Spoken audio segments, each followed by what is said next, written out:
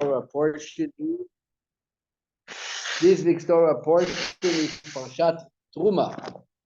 So whatever chumash you have, you want to go in the book of Shmot, the book of Exodus, and you're going to find Terumah starting on chapter 25, verse 1.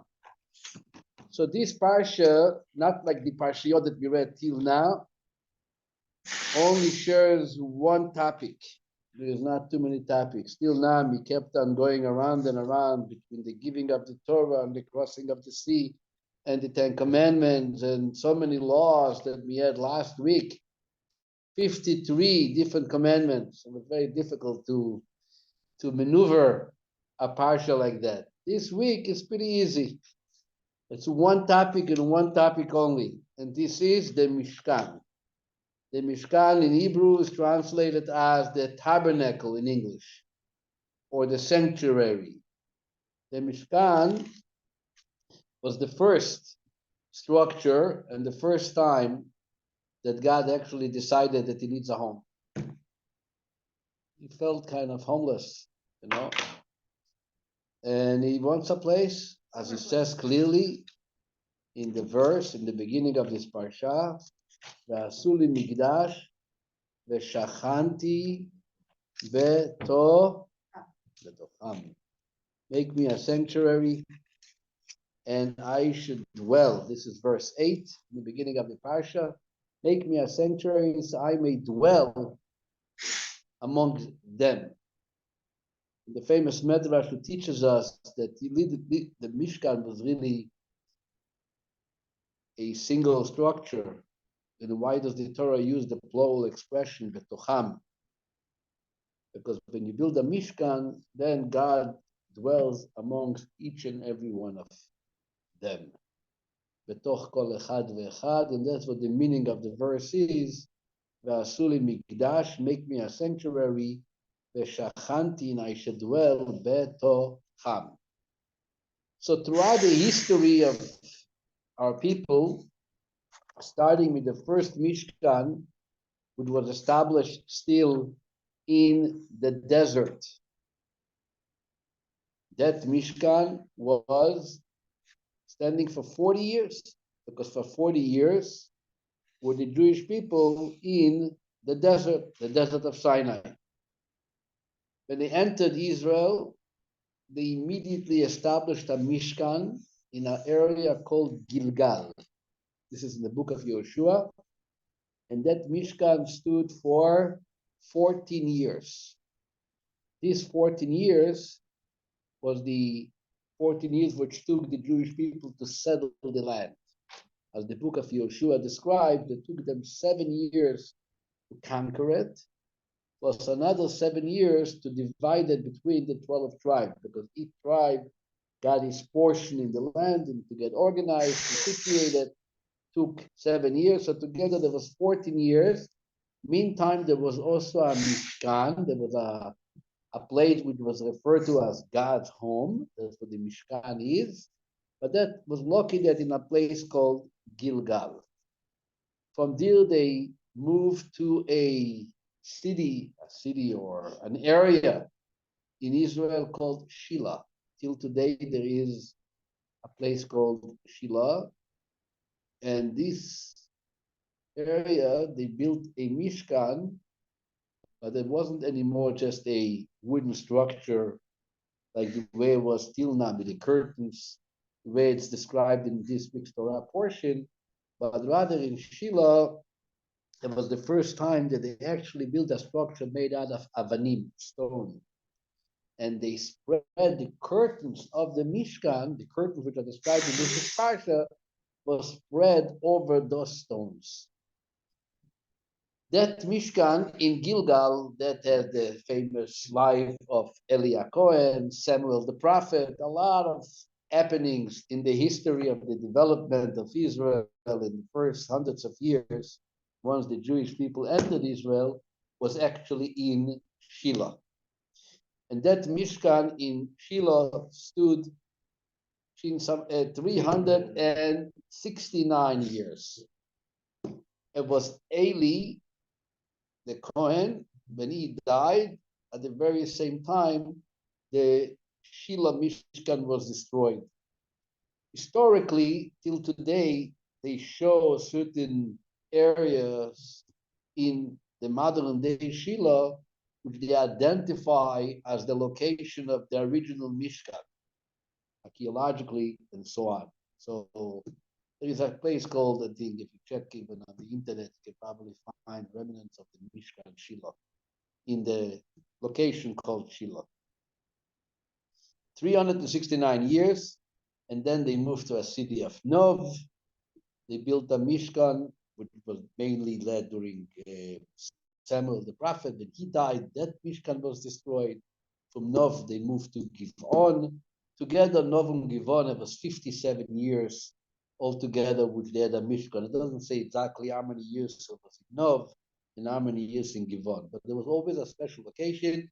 From there, from Givon, is where they finally moved to the permanent Mishkan, the home, Bet Mikdash in Yerushalayim.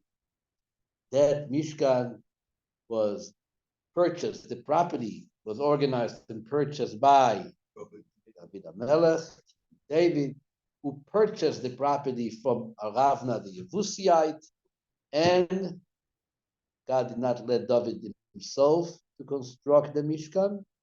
God told them, your hands are too bloody, even though they might have been involved in great operations and it was saving the Jewish people and it was fighting the Hamas or whatever it was. But there was, after all, as the verse says in the book of Kings, Dam lerov shafachta. David HaMelech was involved in too many wars. Instead, it was his son, Shlomo HaMelech, King Solomon, who was, because of his greatness and his wisdom and the inspiration that he was given, the divine inspiration he was given, he was the one in charge and materialized the great mission of building the base of Mikdash. The temple in Jerusalem, a magnificent temple, stood for 410 years. And it was destroyed by the Babylonians. And after 70 years in exile, with the permission of Kodesh, they constructed a second temple. It stood for 420 years. And that was destroyed by the Romans. Titus. That was the final and the last part of the development of the Mishkan. God tells Ezekiel the prophet,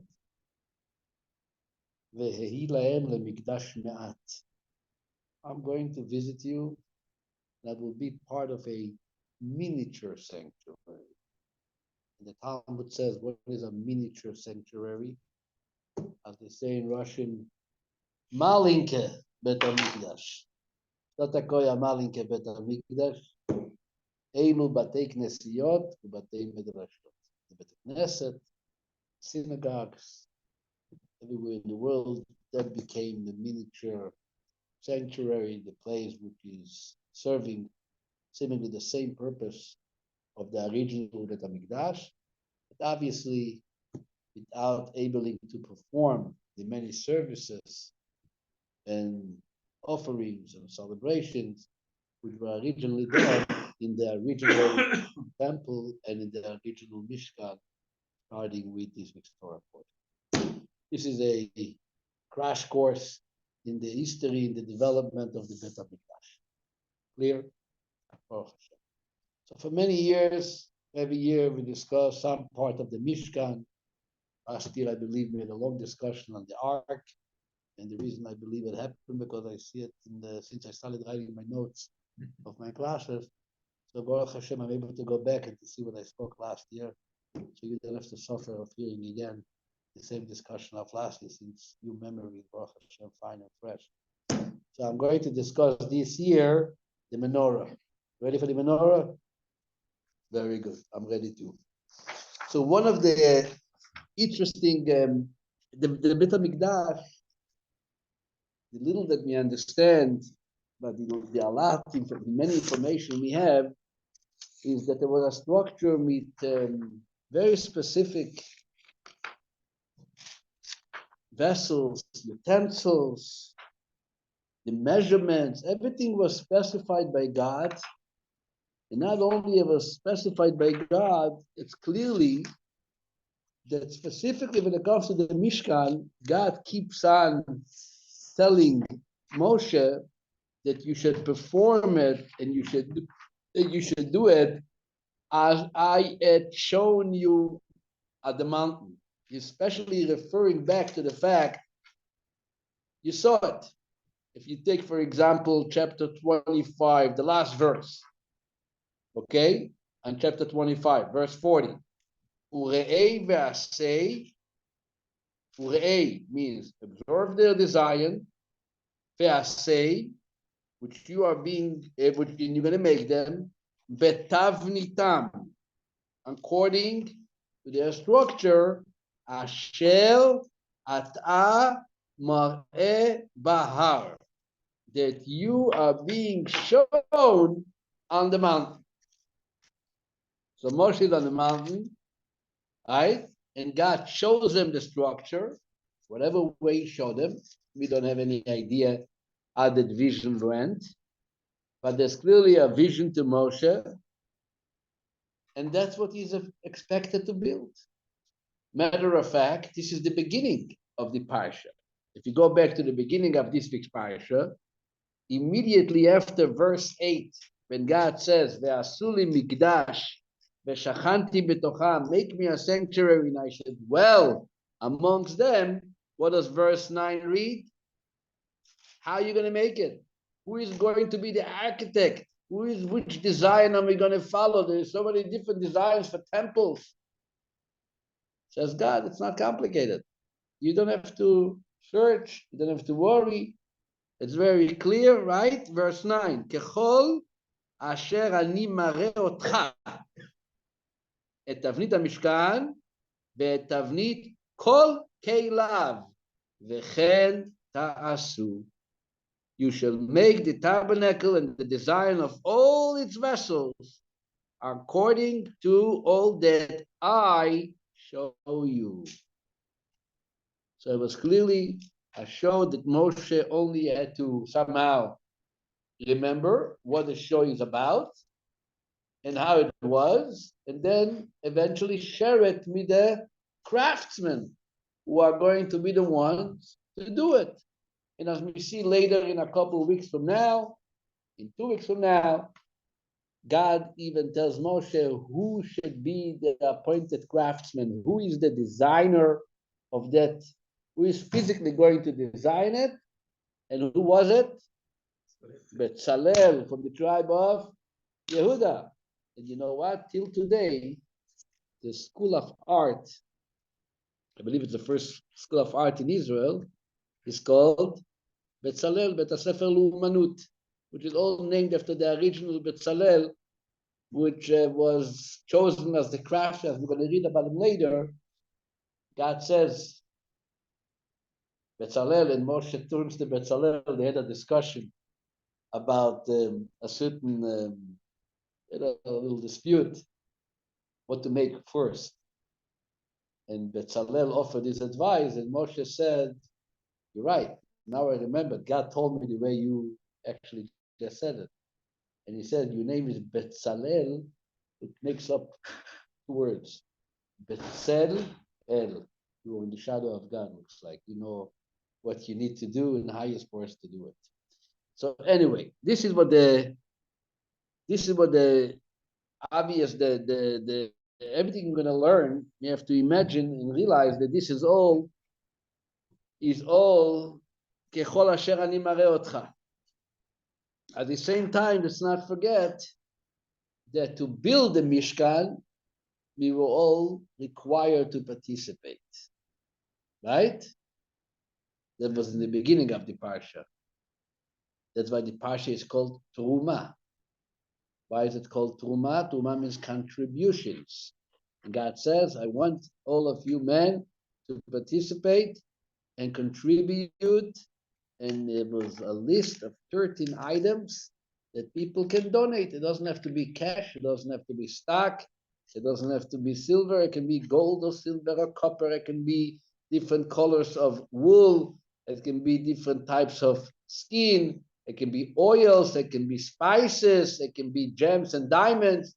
There is a list. You choose.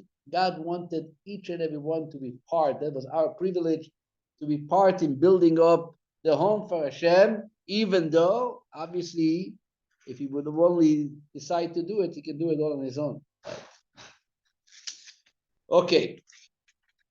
The first item on the list is the ark, which we're not going to discuss, the kaporet, we're not going to discuss, the table for the showbread. I'm going straight into the menorah. So please, if you want to join on verse 31, chapter 25. Menorah, very interesting candelabra, which was part of the Mishkan and part of the Bet HaMikdash, and obviously it somehow became the symbol for the Jewish people too, right? One of them. One of them, but the main symbol, people used to decorate their synagogues with the shape of a menorah.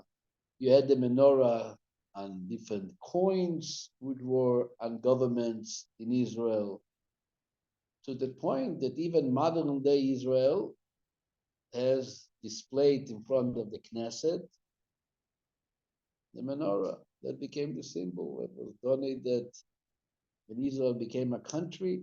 It was given by a group of philanthropists from Britain, England, government of England participated, and that became the semel, is a menorah. And by the way, that menorah had a lot of dispute, like everything in Israel has to be, has to come in discussion. We're going to discuss a little bit about it later.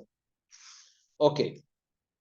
The menorah was made in a very unique manner, and there's a lot to talk about it. I'm going to try to concentrate tonight only on 2 points regarding to the menorah. But let's read first the verses inside.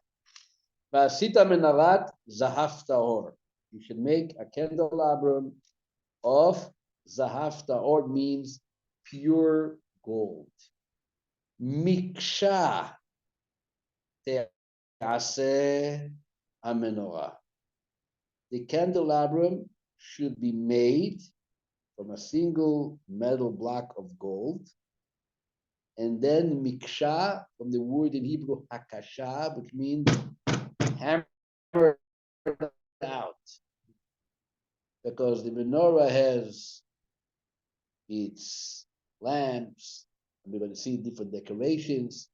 Everything of the menorah has to be hammered out of the same single solid piece of gold. There is no gluing parts together, screwing parts together, attaching them together, taking separate pieces of gold and bring them together. God wants a piece of gold, real gold, you start knocking, okay, quetching from every direction, and somehow, if you're a craftsman, you know how to do it. As we know in the Midrash teaches us, even Moshe had tremendous difficulty in figuring out how to do it, but that was the expectation, miksha. Remember the word, miksha, which means hakasha. Rashi tells us from hammered out. Not Yerecha is the base, ve-kana, and its stem, gvi'ea, its goblets, or cups, kaftorea. How do you spell kaftorim? Knob. Knobs. Okay. Spheres. How they translated in the books? Just knob. No. Knob. The what? It's decoration. It's decorated type of things. Uprachea, and its flowers. Blossoms. Mimena iu. Should all come from the same piece of gold. They call that safe harbor. SPHERE. Okay. In my translation. Veshisha kanim yotzim mitzidea. 6 branches will be coming out of each sides. שלושה קני מנורה מצידה האחד, 3 candelabrum branches from one of its sides, ושלושה קני מנורה מצידה השני, and 3 candelabrum branches from its second side. So the menorah is made by 7 branches. There is the base, the middle centerpiece, 3 of each side.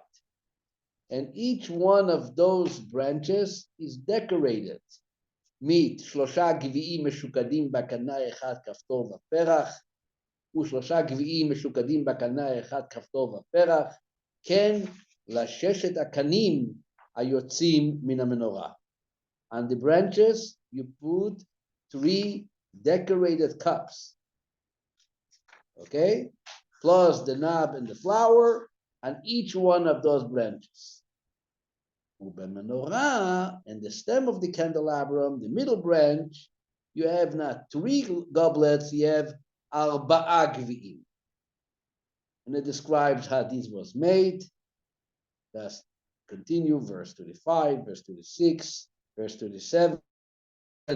ועשית את נרותיה 7, you should make 7 lamps for it, והעלה את נרותיה והאיר על עבר פניה.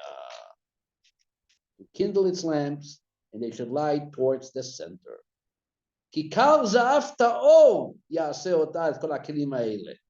It should be made from exactly 1 kikar of pure gold. So Moshe had to figure out how 1 kikar, but kikar is a certain measurement of ancient time, that single kikar was forced to serve every detail of that menorah. So you can imagine how difficult it is to figure out that 1 kikar should have the 6 benches in the middle center, and the goblets, and the flowers, and the knobs, the decorative parts, everything for the 1 kikar. When you start it, you got to know how much is left for the next Exactly. 6. So That's you got to know exactly. exactly. That's the challenge. Well, Urei v'asei betavnitam, absorb the design according to Asheratem Mareba.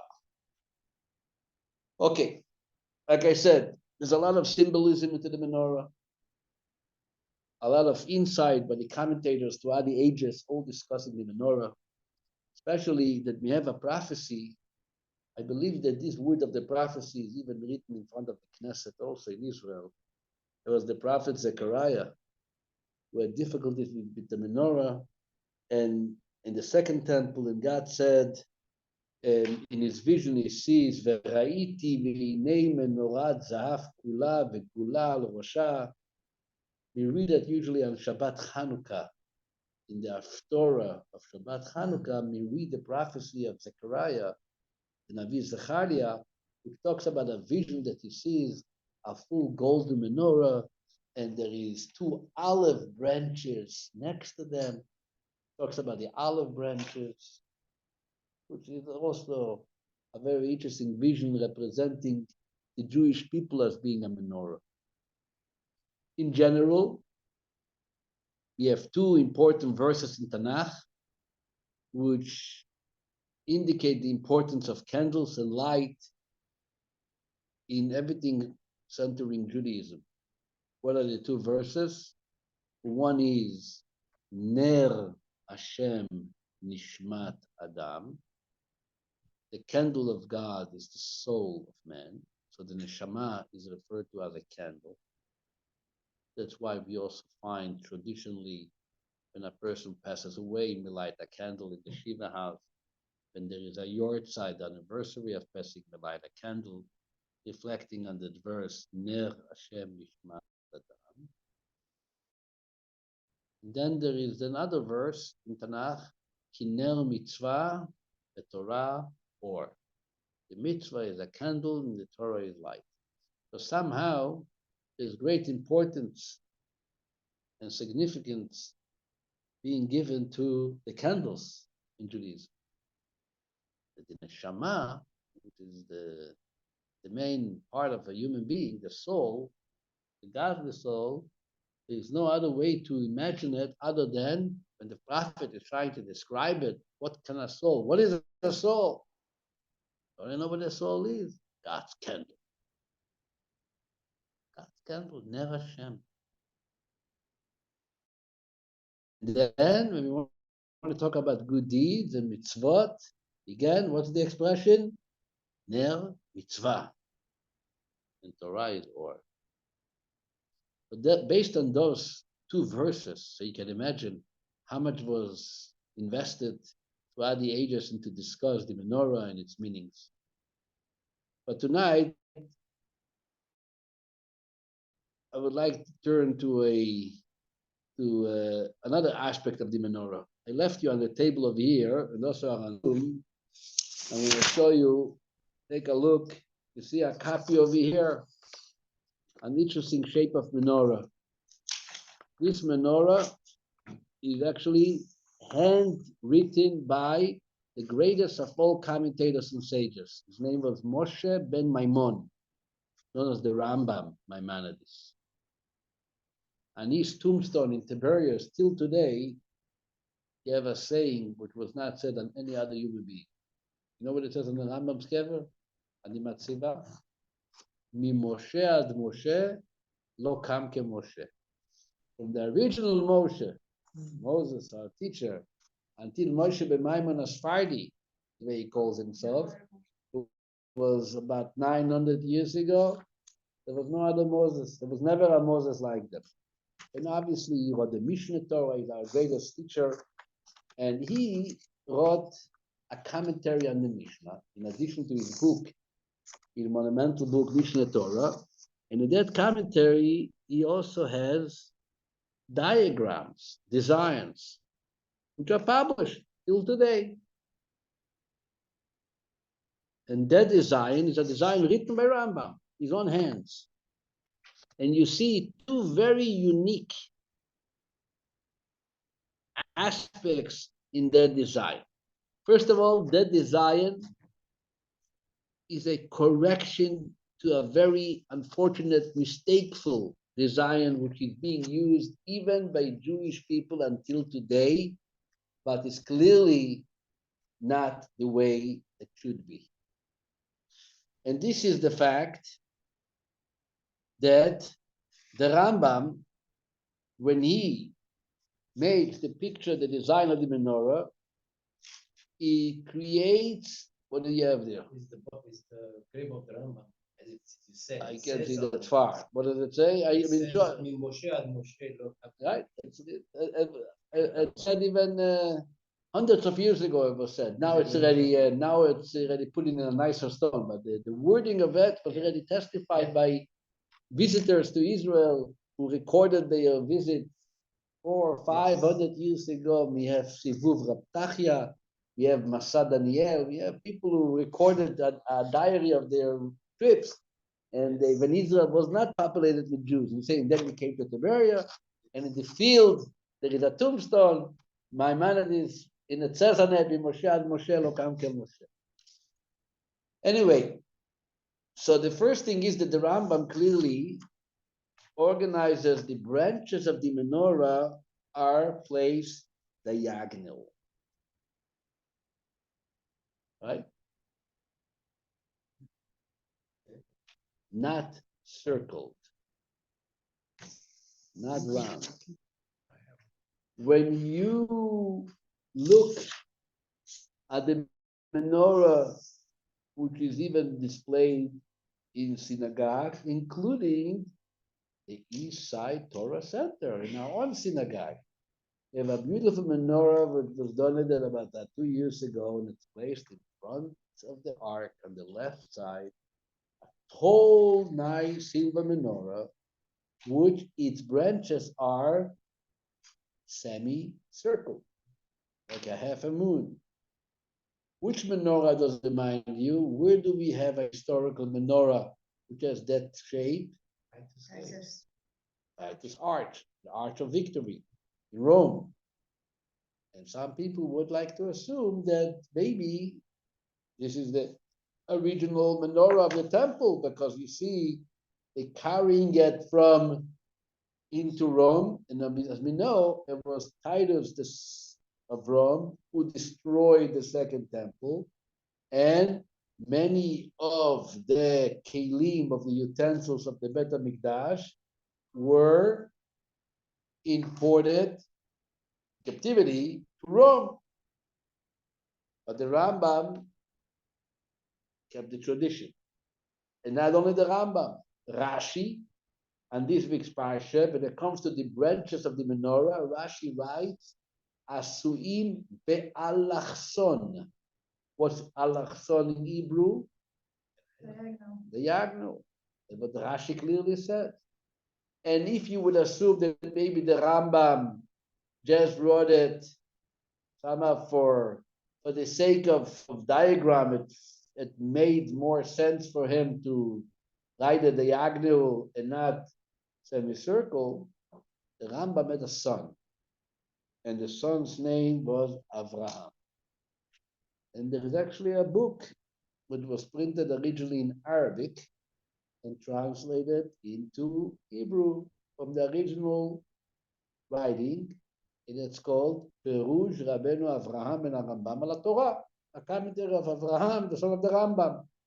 And he comes to this week's Parsha, and he says that the shape of the menorah's branches is specifically as my father had drawn it, and not like others who mistakenly consider it to be different. If when the Babylonians conquered all the utensils and things were buried underground. Not all, a lot, Maybe the menorah, maybe not. right? So when the Romans came, where did they get that symbology of the curve if the menorah was buried There was a underground? menorah in the second temple. The ark wasn't there, but the menorah was there. The original menorah? Yes, the original menorah was there on the second temple. The only thing is, the Talmud tells us, it's actually written in the book of the Divrei Yamin, Chronicles.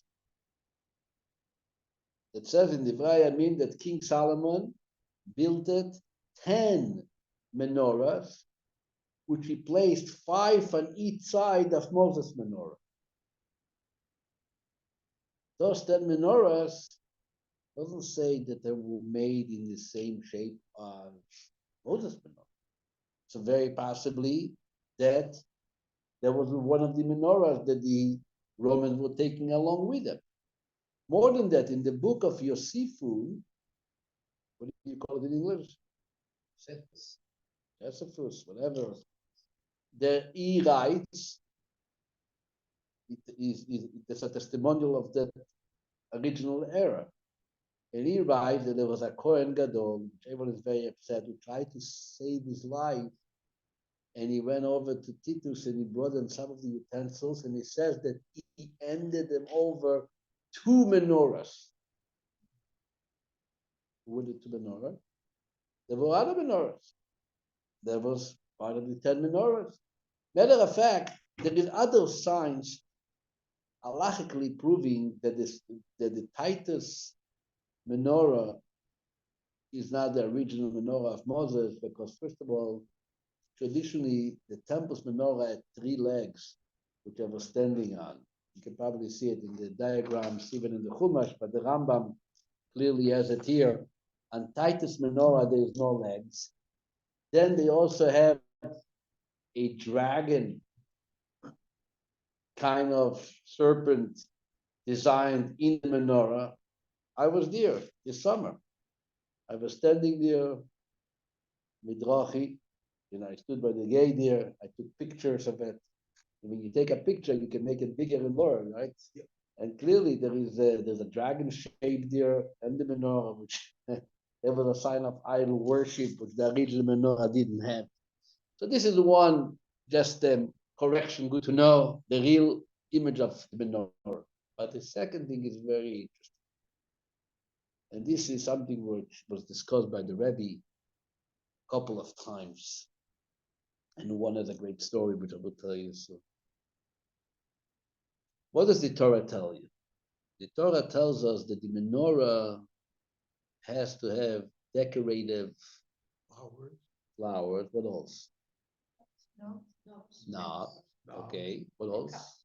Goblets. Gvi'im. What's a gavia? A goblet. Now, Cups, if you cups. think about a goblet, and it says 3 on each branch. Mhm. So imagine your cup. Imagine your kiddush cup. There is a base. There is an opening. And the goblet is positioned with its base downward, the opening upward, and you fill it up. Now take a look on the Rambam's design of the goblet. First of all, the Rambam made the goblet, like the Talmud actually tells us, kosot elixandriot. And Rashi says, what is a kos elixandrit? It's a cup which the base is narrower than the top, which is fine. Imagine a champagne cup or some types of wine cup, which has like Stem. a stem. a stem, and it goes like it goes like it grows from the bottom. It kind of grows arrow wise, diagonal and wider at top, and definitely narrower in the bottom. Fine. So this is the type of goblet.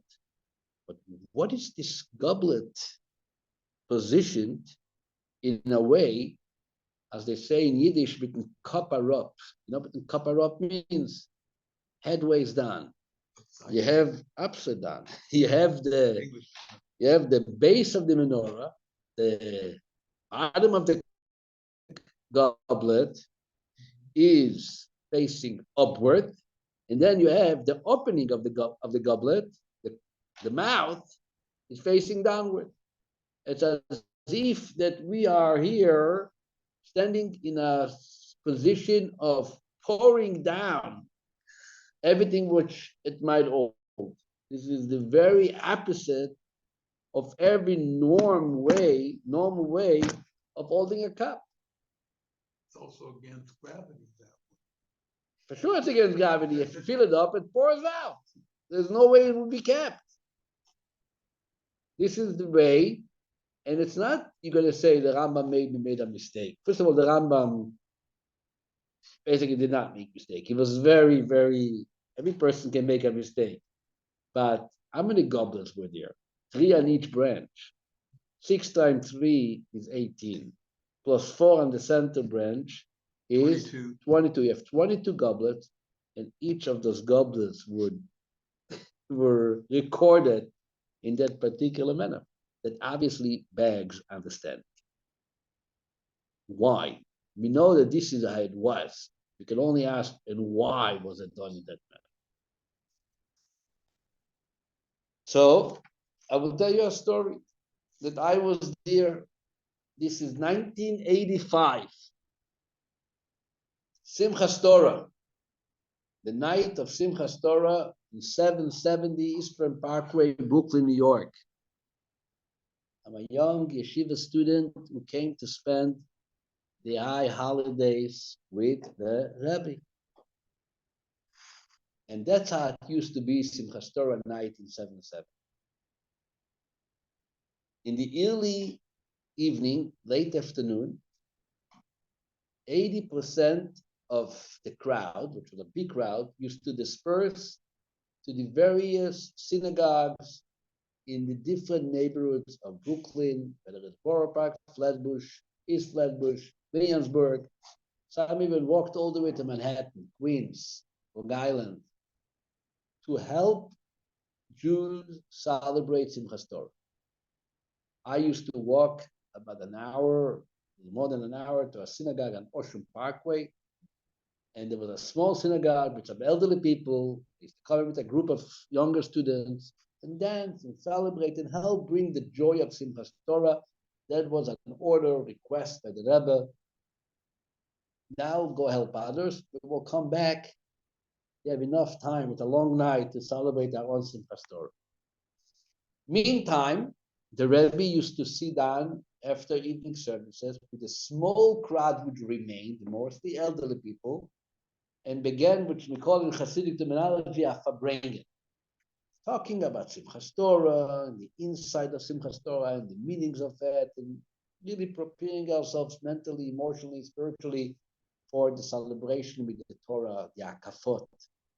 It will usually start not earlier than 1 a.m. Meantime, slowly the crowd is trickling in back from the different walks and different neighborhoods. It was already towards the end, like around 12 o'clock at night. I just made it into 770. And they're singing. And the Rebbe says as follows. Usually a cup is meant to fill up. But tonight is Simchas Torah. Simchas Torah, we got to get out of our limitations and we got to empty out the cups.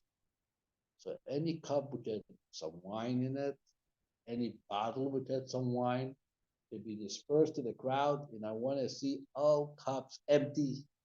And the Rebbe with his wine cup, drank up his cup, and took the cup and flipped it over. It is opposite down, okay? And that's how he encouraged the singing, by moving his hand with that turned over cup. And then while holding the cup, he began talking. And he says, if you wonder what is this thing of holding the cup downwards. So he brought his Rambam. And he said, let me explain you what happened to the menorah cups. And then you got to understand why our cup is tonight turned over. And he said as follows. The interesting, unique shape of the cups that the Rambam designed is not only a question about the cups, it's also a question which is being discussed in the Midrash regarding the window shapes in the temple. It says in the book of Divrei Yamim, or Melachim, Divrei Yamim, Chronicles, it says that he made the windows shkufim atumim, opened but closed. Shkufim is shakuf, atum is closed. And our sages explain what is shkufim atumim. And they say as follows. Usually when you build a window in a house, the window is made that it's widely open in the inside and narrow to the outside. Imagine a thick wall. So it's kind of carved into the wall that it's narrower outside and wider inside. The opening of the window. Why? The light. You bring in the light, and that helps you to spread the light in the room. The temple's windows were shkufim atumim. It was narrow from the inside and wide towards the outside. The Talmud said, what? Why? So the Talmud says, the temple needs light from outside. This is the source of light for the entire world. Energy, godliness, inspiration, information, guidance, everything comes from the temple, stems from the temple. And that's where the windows are. And the same is regarding to the menorah. When the menorah was lit in the temple, was it to bring light into the temple? The temple is the source of light. The whole purpose of lighting the menorah in the temple was a testimony that God is here. You want to find him? You look where the menorah is lit. That's who God is. And the purpose of his presence is not to remain there, is to take and to relieve that energy which exists within the temple and spread it to the entire world. They need the light. The temple doesn't need light. The temple is the source of light. That was symbolized in the menorah with the cups. The cups comes, the Rambam, and tells us the tradition of the cups is not like a regular cup. The regular cup is a receiving utensil. You leave it on the base on this table, and you fill it up with a drink, you fill it up with wine in order to hold it, and then you take a sip from it. But when you make a cup, which is all purpose is to influence others, to share, to shower its content to others, then comes the Rambam and he says, the cups are the base of the top, but the opening is towards the bottom. Who is the bottom? The world, its inhabitants, the entire world drew its spirituality and godliness from the menorah. That's what the Gavia Afuch is.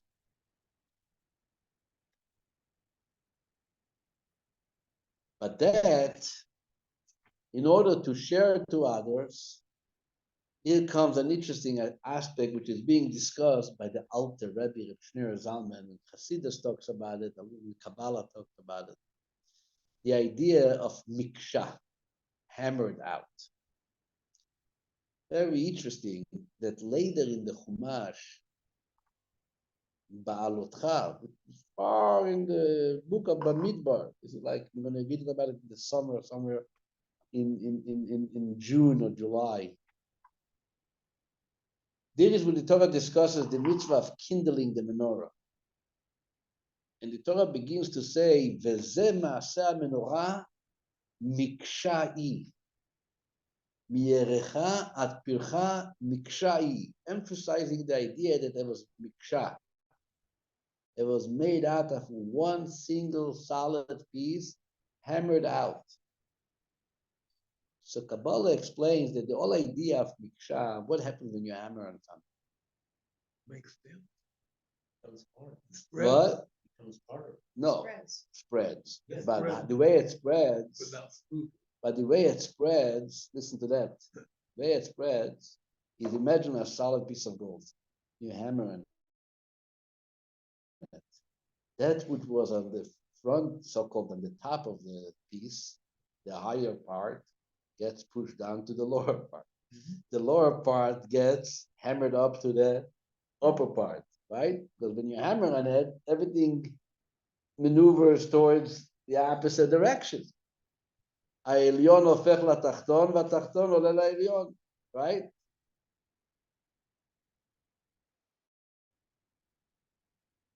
So the whole idea of miksha, of hammering the menorah, is representing a concept.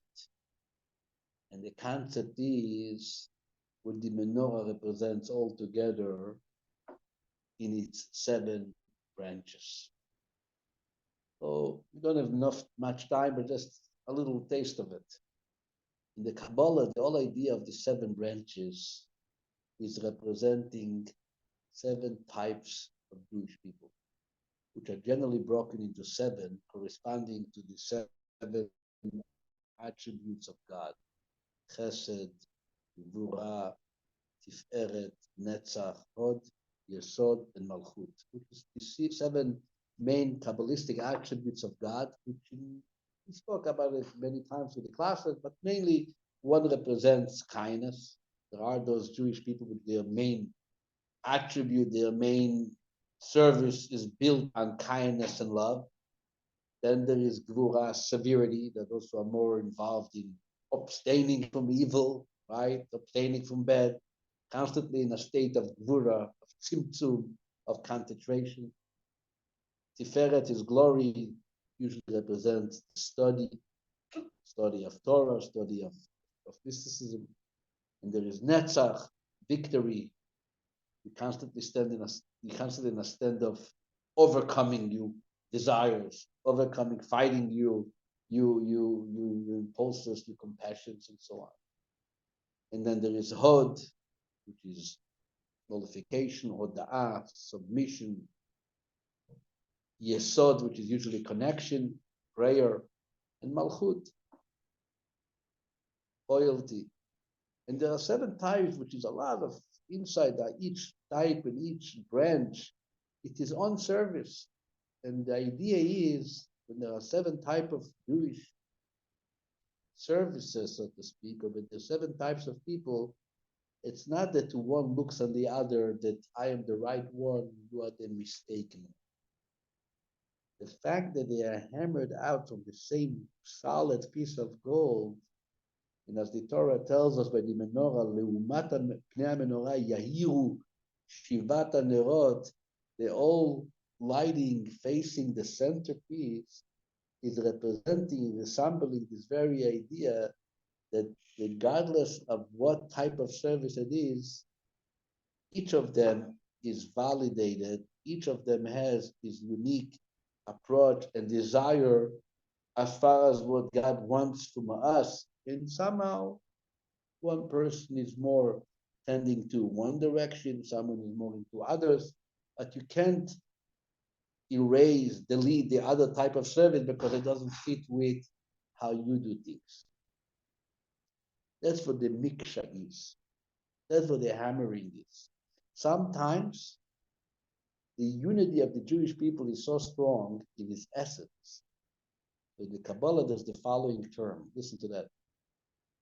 When we say the higher descends to the lower, or the lower ascends to the higher, it goes as follows. Sometimes a person goes a good deed, and it ends up to become an attributed to another person. Another person is the one who inherits your good deed. Sometimes you do something negative, right? And it also ends up to be someone else's negativity. In other words, the unity of us as a people is kind of magical. It's not just the way two things which are attached to each other because they were glued to each other or brought together, but then you can decide, let's separate, let's break up. The essence of Am Yisrael is really one. And as much as we're going to try, and we try to the history to kind of challenge the idea that we are this type and you are that type, whether it was Sephardim versus Ashkenazi, or it was religious versus non-religious, or it was Polish versus Russian, or who knows what. It never works. Sometimes, unfortunately, there has to be a difficult situation, a tragedy, to remind us that we are all together. Sometimes it's something happy, something exciting, something good. Not so often, but that can also be a cause of bringing us together. But the idea of bringing us together is not that there are circumstances that brings us together.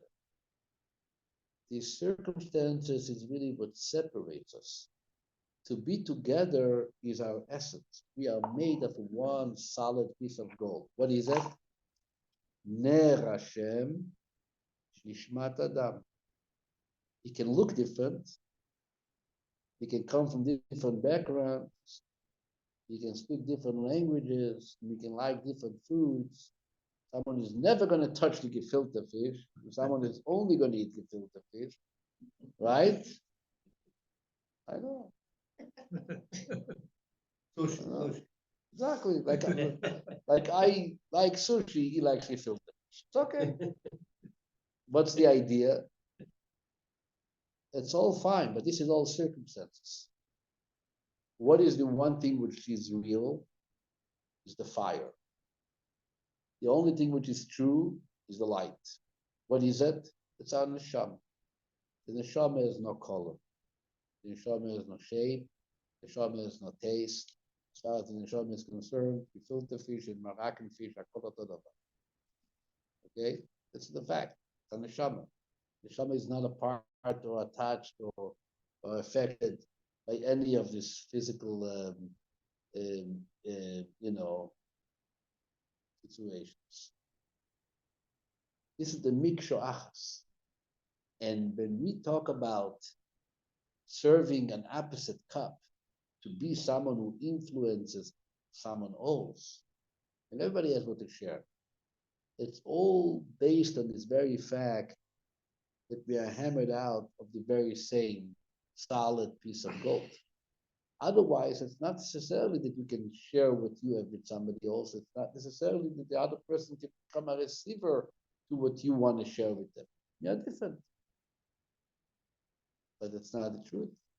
It's not what the Torah tells us. That's what the menorah symbolizes. When the prophet Zechariah takes a look And he says, and he refers to us in his prophecy, in his vision, he says, V'ra'iti v'inei menorah za'av. Take a look in the back, you're going to find the Haftorah of Hanukkah. Is usually when we read it, it's such a beautiful Haftorah, and it's all about this amazing menorah. In the back, you have Haftorah, right? So it comes, Rani v'simchi, Hine.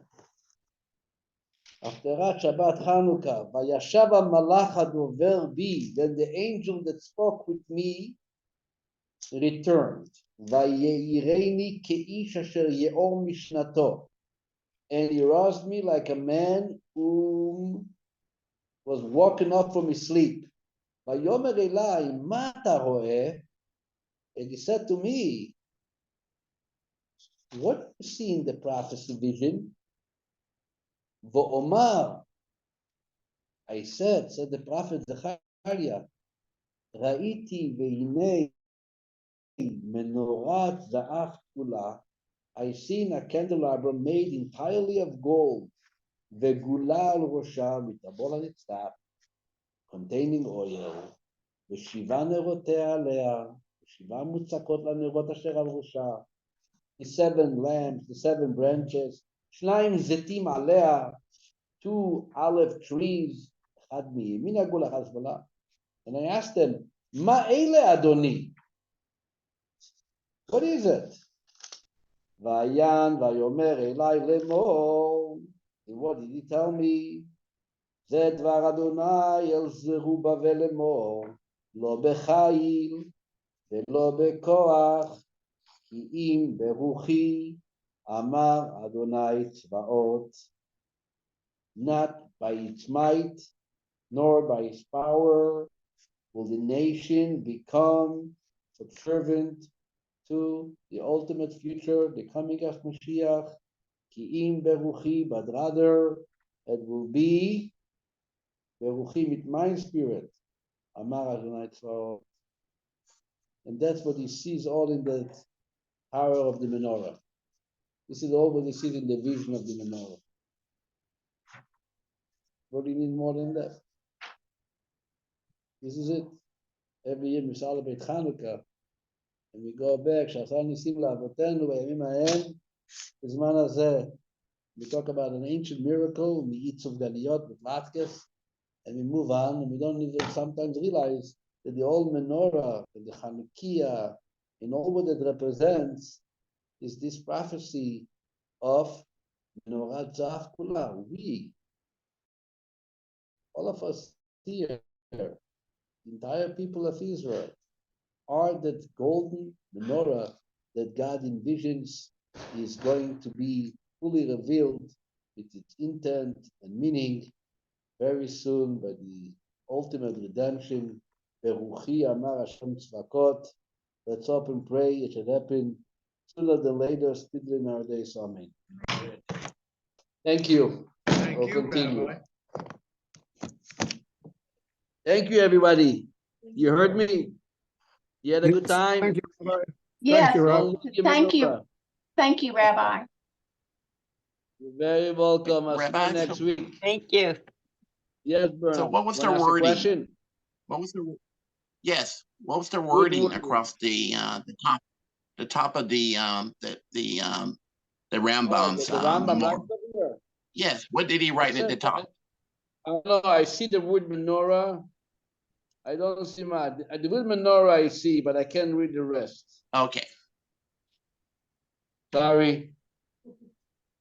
If I will find out, I will let you know. okay, Thank you. thank you. Laila Tov, Bernard. Thank you. Good to see everybody. Sleep well. The menorah is lighting. Sleep well. Don't worry about it. It's not good. Eventually, it's all going to shine up. Yes.